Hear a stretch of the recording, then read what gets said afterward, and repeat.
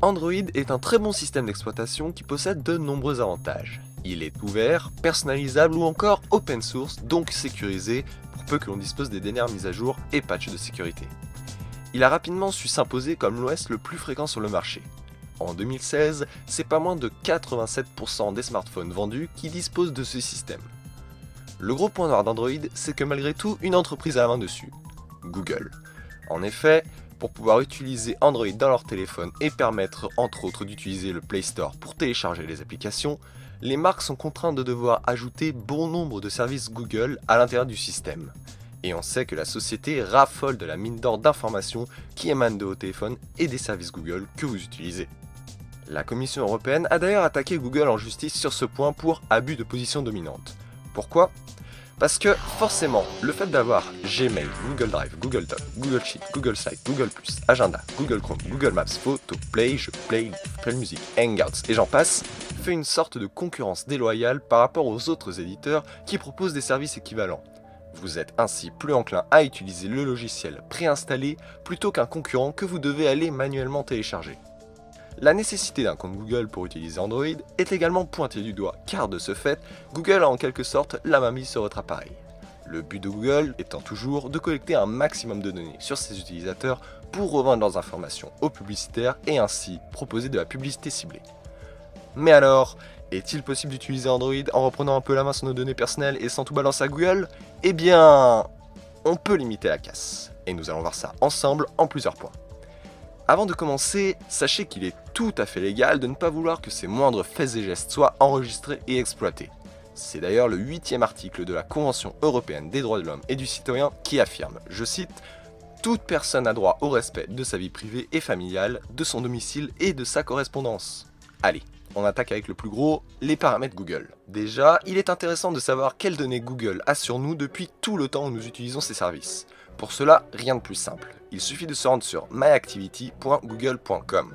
Bon, moi en l'occurrence, n'ayant pas vraiment besoin de tous les services proposés par Google, j'ai rien du tout. Mais sachez que par défaut, Google garde tout. Les recherches que vous avez effectuées tel jour à telle heure, où vous étiez à une date précise et vos déplacements grâce au GPS du smartphone, quelle application vous avez utilisée à quelle heure, les articles que vous avez lus, histoire de connaître par exemple votre opinion politique, etc.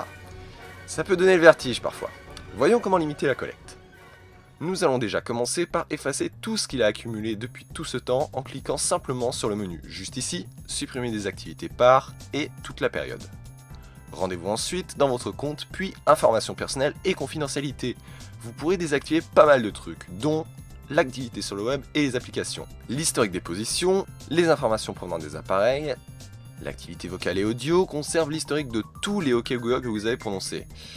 Plutôt flippant, car oui, lorsque vous avez activé OK Google, votre téléphone enregistre en permanence le micro afin de pouvoir détecter quand vous dites ce fameux OK Google et ainsi envoyer la requête sur les serveurs de Google aux États-Unis.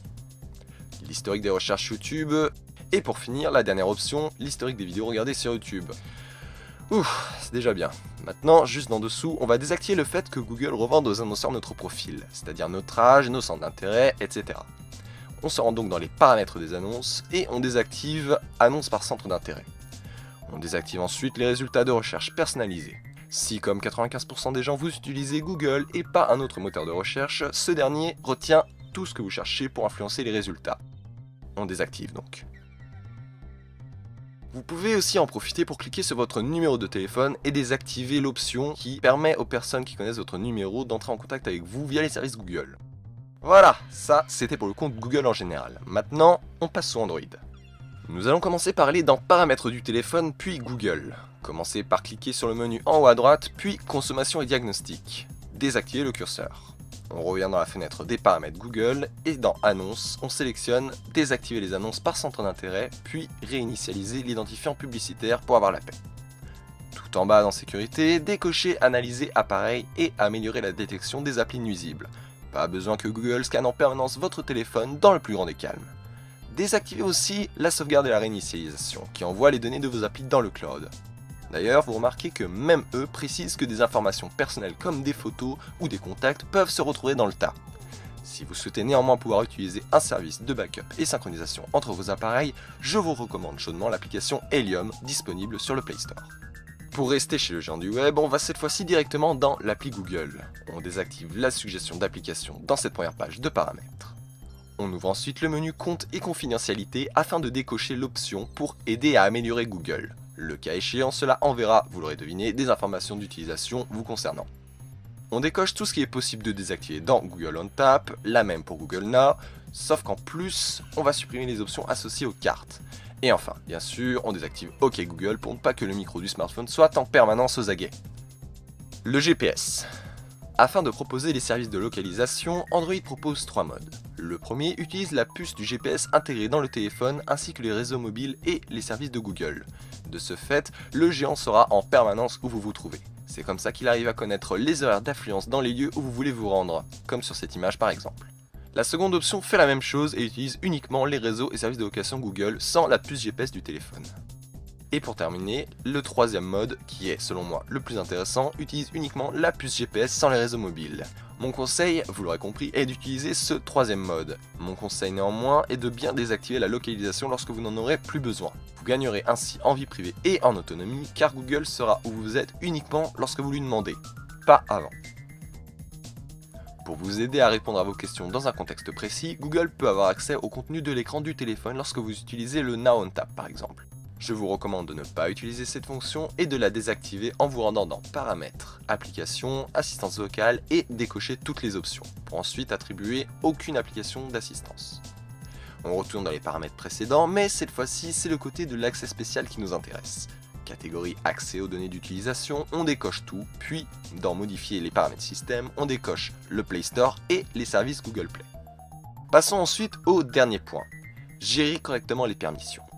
Depuis la version 6.0 Marshmallow, Android dispose d'un très bon gestionnaire de permissions qui vous permet de choisir ce que vous autorisez ou non à donner comme accès à vos applis préférées. C'est plutôt précis. Parcourez les différentes rubriques et autorisez ou non les applications de votre choix en sachant que moins une appli en sait, mieux ce sera. Accrochez-vous, on approche du bout, il ne nous reste plus qu'à nous occuper du keylogger contenu dans le clavier Google. Ah, il est beau et bien pratique ce clavier, mais ce sacripant récupère tout ce que vous tapez. Un keylogger pour information est un logiciel malveillant qui, une fois installé par un hacker sur votre PC, récupère toutes vos frappes au clavier pour ainsi récupérer de précieuses informations, telles que vos messages, vos mots de passe, bref, tout ce qui est tapé au clavier. C'est en quelque sorte le comportement du clavier Google par défaut. Ah les salauds, les salauds, les salauds, les salauds, les salauds. Allez dans Paramètres du téléphone puis Langue et saisie pour enfin sélectionner clavier Google. Ici, nous allons cliquer sur Correction du texte et désactiver Suggestion pour le mot suivant, Suggestion personnalisée et Suggérer les noms de contact.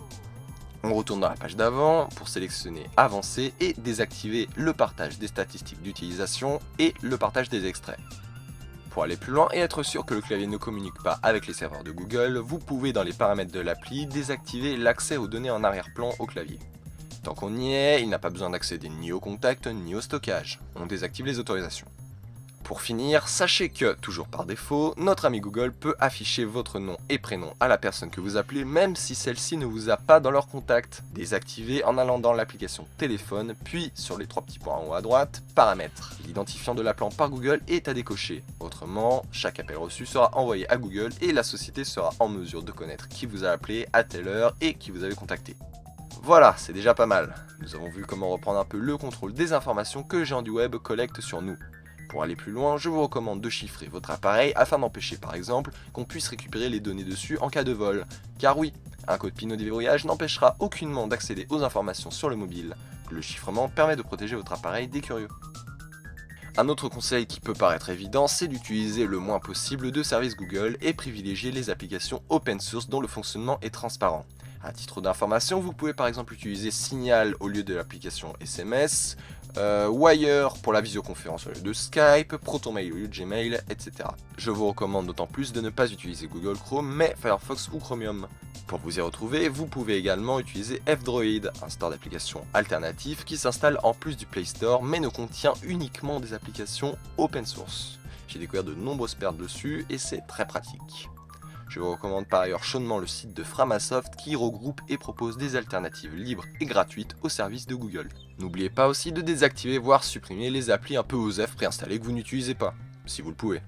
Pour les motivés qui veulent aller encore plus loin, vous pouvez carrément désactiver les autorisations au service Google, voire, ce serait l'idéal, utiliser CyanogenMod qui est un Android pur 100% libre sans les services Google, donc pas de Play Store mais possibilité de télécharger les applications autrement. Cette manipulation, vous l'aurez compris, n'est cependant pas, mais alors vraiment pas recommandable à tous car des connaissances plutôt techniques sont requises, mais voilà, pour information, je vous le dis quand même. Voilà, j'espère que cette vidéo vous aura permis d'y voir un peu plus clair, voire d'apprendre des choses sur le fonctionnement de l'appareil que vous utilisez au quotidien. Le but étant de permettre aux utilisateurs Android de prendre un peu mieux le contrôle de leurs données et de manière accessible sans avoir à modifier en profondeur le téléphone. N'hésitez pas à me solliciter si vous avez des questions ou si j'aurais envie de développer un passage. Bonne journée. Hey, gros Google, on pisse sur la gueule, on va te mettre la misère comme on l'a fait pour